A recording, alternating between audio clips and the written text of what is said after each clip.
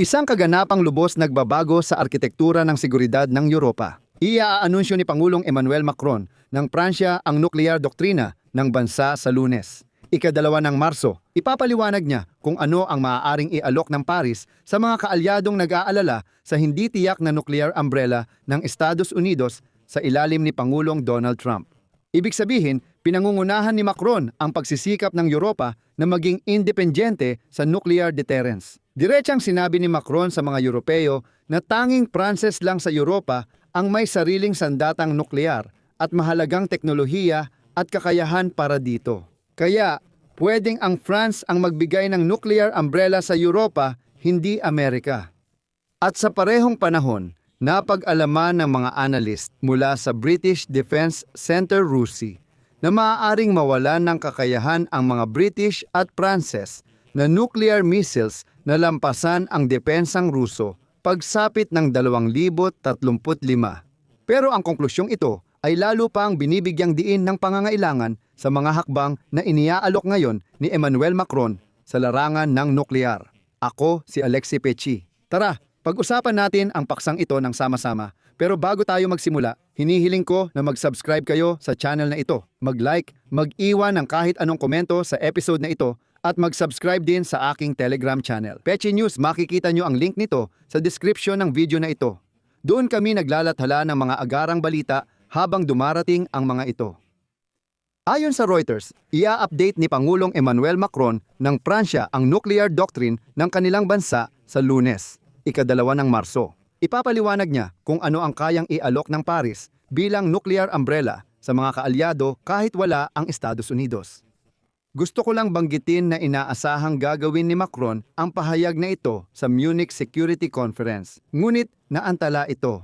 Ipapaliwanag ko mamaya kung bakit.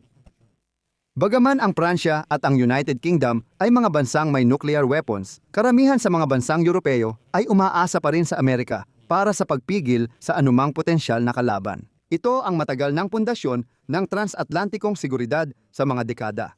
Ngunit ang paraan ni Donald Trump sa pakikitungo sa Rusya at ang mas mahigpit niyang posisyon laban sa mga tradisyonal na kaalyado, kabilang na ang mga banta niyang sakupin ang Greenland, isang autonomong teritoryo at teritoryo ng kaalyado sa NATO na Denmark, ay nagdulot ng kalituhan sa pamahalaang Europeo.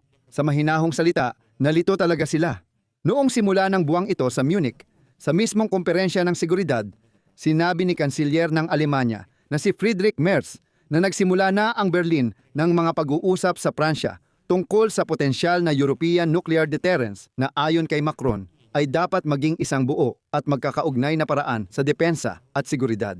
Ang ibang mga bansa, kabilang na ang mga tradisyonal na maka-Amerikanong bansa sa Hilagang Amerika, ay maingat pang nagpakita ng interes sa mungkahi ni Macron. Interesante ring isipin na hindi na agad tinatanggihan ito dahil maraming mungkahi ni Macron, lalo noong 2017 hanggang 2020 ay agad tinanggihan noon. Halimbawa, si Macron, paalala ko lang, noong unang termino pa ni Donald Trump ay nagsabi na ang mga Europeo, kailangan natin ng estratehikong autonomiya at maging malakas ng mag-isa, walang tulong mula sa Amerika, Rusya, China o iba pa. Tayo mismo dapat ang maging estratehikong autonomo sa ekonomiya at militar. Matagal nang iminungkahi ni Macron na bumuo ng hukbong Europeo dahil maaaring biguin tayo ng mga Amerikano gaya ni Trump. Dati, hindi pinapansin si Macron at sinasabing, nakakatawa ang suhestyon ng Pranses na yan, huwag pansinin. Noong 2020 siya ang nagmungkahi ng nuclear umbrella. Mag-isip tayo, may sandatang nuklear tayo. Mayroon ang mga Briton, bumuo tayo ng sariling nuclear umbrella para sa Europa. Wala ang mga Amerikano. Makikipagkaibigan pa rin tayo, pero dapat nating ipagtanggol ang sarili. Dati, binabaliwala si Macron, pero ngayon, may interes na sila. Ngayon, may pribadong pagdududa ang mga opisyal ng Europa kung kayang protektahan ng nuclear arsenal ng Pransya ang buong kontinente. Kabilang sa mga tanong na nagbibigay alala ay ang paghahati ng mga gastusin at kung sino ang magkakaroon ng kontrol sa desisyon tungkol sa paglulunsad ng mga sandata. Hindi ba't nagbabanta ang sobrang pagtutok sa nuklear na puwersa na mapabayaan ang kailangang pamumuhunan sa karaniwang sandatahang lakas? Babanggitin ko na opisyal na gumagastos ang Pransya ng humigit kumulang 6 na bilyong dolyar kada taon para sa pagpapanatili ng kanilang arsenal na binubuo ng 200 at 70 nuclear warheads. Ito ang ika-4 na pinakamalaking arsenal sa buong mundo. Babanggitin ko ang sinabi ni Mark Rutte, kalihim general ng NATO. Kung gustong kumilos mag-isa ang Europa, kailangan nitong magkaroon ng sariling nuklear na kakayahan.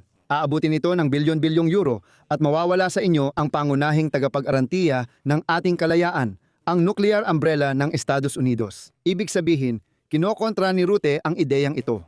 Ayon sa mga eksperto, sa ilalim ng nuclear deterrence ng NATO, naglagay ang Estados Unidos ng humigit kumulang 100 nuclear bomb sa Belhika, Alemanya, Italia, Netherlands at Turkiya. Sa kaso ng isang labanan, ang mga Air Force ng mga bansang ito na walang sariling sandatang nuklear ay magdadala ng mga Amerikanong bomba ayon sa tinatawag na doktrina ng nuclear sharing. Ngayong buwan, sinabi ni Deputy Defense Secretary ng Estados Unidos na si Elbridge Colby sa mga kaalyado sa Brussels na ipagpapatuloy ng Washington ang pagpapalawak ng kanilang nuclear deterrence sa buong Europa. Kahit na gumagastos ito ng mahigit $1 trilyong para sa modernisasyon ng sarili nitong arsenal.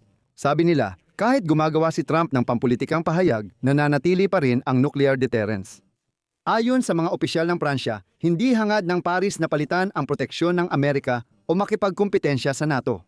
Ayon sa mga opisyal ng Pransya, nais ng Paris na mas maunawaan ng mga Europeo ang kaya at hindi kayang ibigay ng doktrina ng Pransya.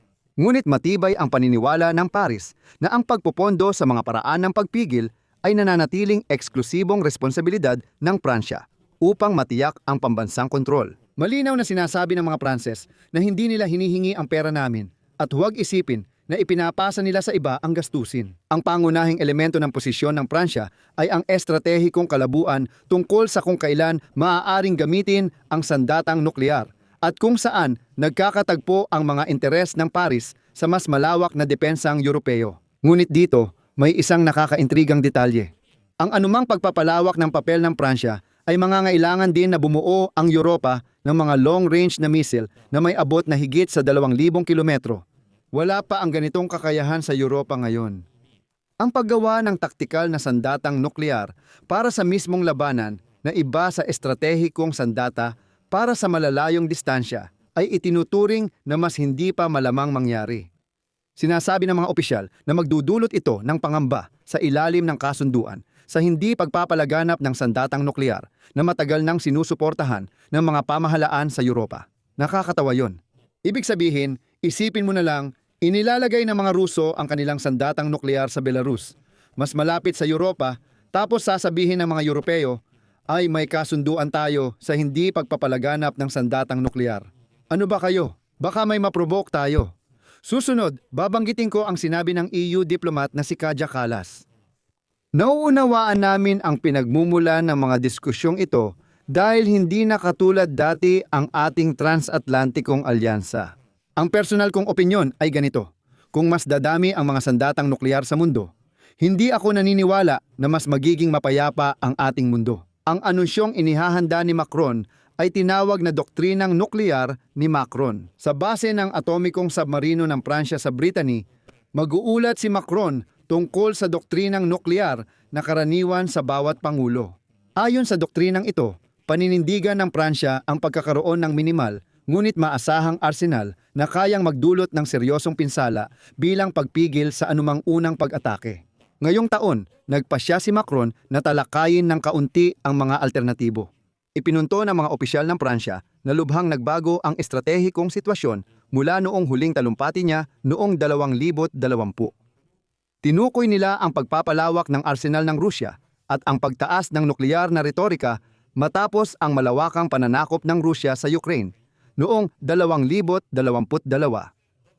Matagal nang sinasabi ng Pransya na ang mga mahalagang interes nito ay may dimensyong Europeo. Ibig sabihin, hindi lang nakatuon sa loob ng Pransya. Noong 2020 pa lang inimbitahan na ni Macron ang mga katuwang sa mga estratehikong talakayan. Ang alok na ito ay hindi masyadong pumukaw ng interes noon. Gaya ng sinabi ko, iminungkahi na niya ang ideyang ito 6 na taon na ang nakalipas. Sinasabi ng mga opisyal na isang prinsipyo ng doktrina ang nananatiling hindi nagbabago. Tanging ang presidente ng Pransya lang ang maaaring mag-utos ng nuclear strike.